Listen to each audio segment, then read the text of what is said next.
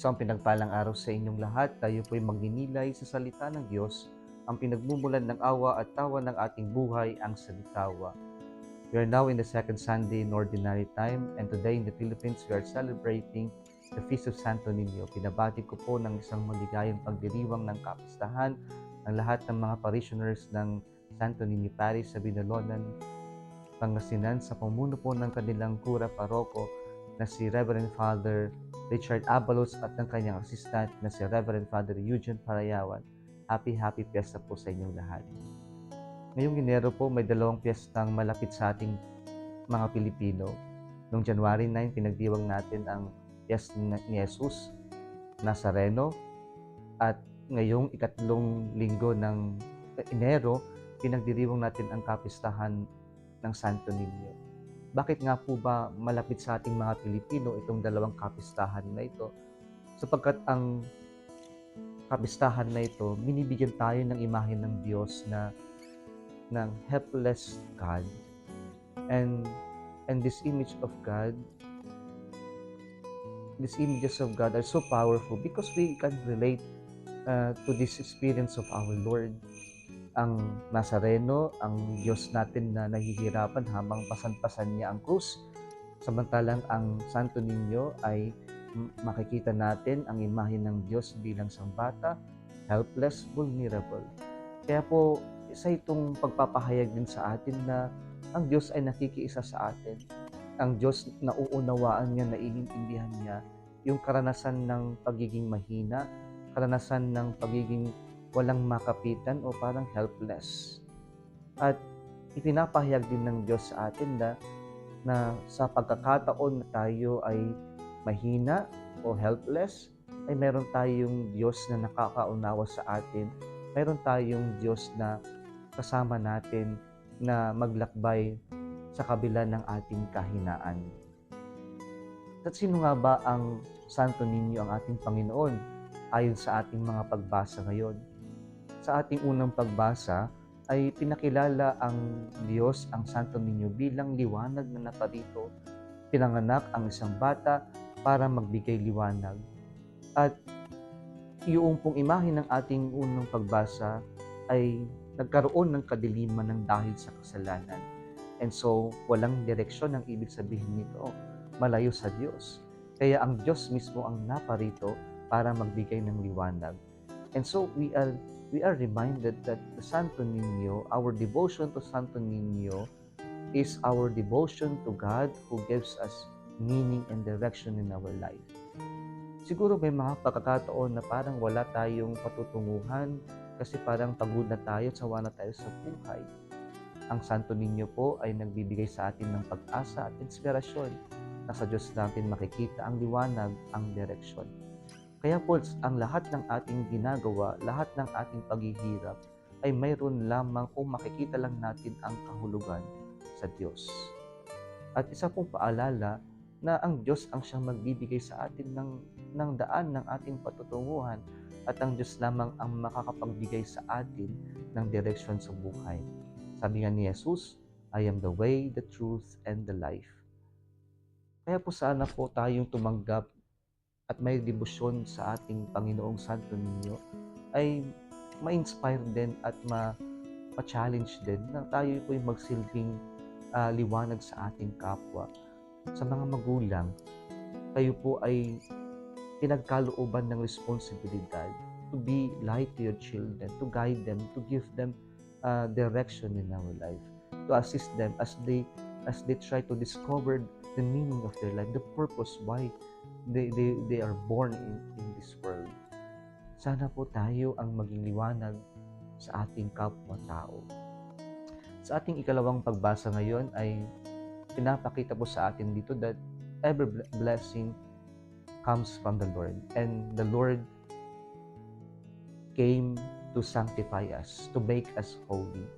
At ang salitang sacred or holy comes from the Latin word sanctificare. At yung sanctificare ay pinaghalong dalawang Latin words, sanctus and ficare. Sanctus, holy, ficare, to make. And so, ang ibig sabihin ng sanctificare is to make us holy. At ang i ang kahulugan talaga ng holiness ay to set us apart for a purpose. At ito po yung nais ng Diyos na naparito siya para pabanalin tayo. At sabi niya, "Be holy as your heavenly Father is holy." Ang ang nais po ng Diyos ay pabanalin tayo. Naparito pinanganak ang Diyos, hindi parang lumabas na lamang. The Santo Niño is born in a family. He came into our world to sanctify our human family, to make holy, to set apart our family for a purpose.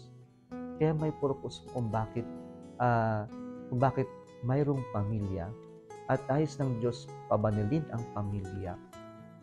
At paano ba tayo magpapakabanal? Hindi lamang yung nakikinig sa salita ng Diyos, nagsisimba. Maganda po ang mga ito, nag-rosaryo. Pero ang pagpapakabanal ay dalawa po, dasal at asal. Ang pagpapakabanal po ay yung ating pagdarasal, yung ating komunikasyon, yung ating relasyon sa Diyos.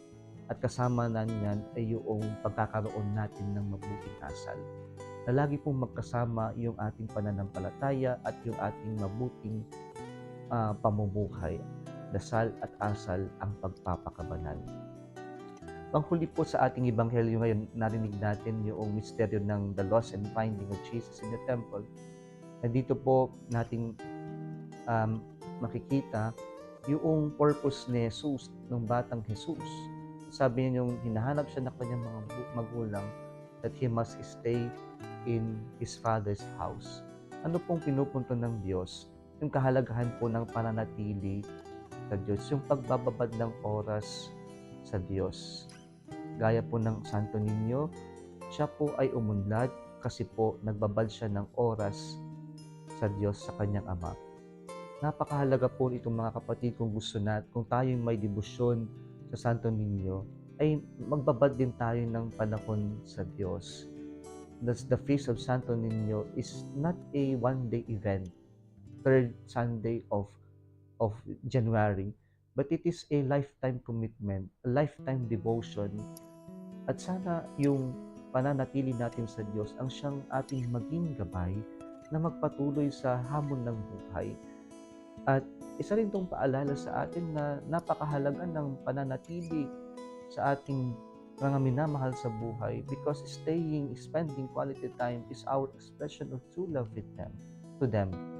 Kaya kung nais nating iparamdam yung tunay natin ay yung pagmamahal natin sa isang tao o sa pamilya natin, magbabad tayo ng oras. And the best quality time that we can have with our family is during mealtime.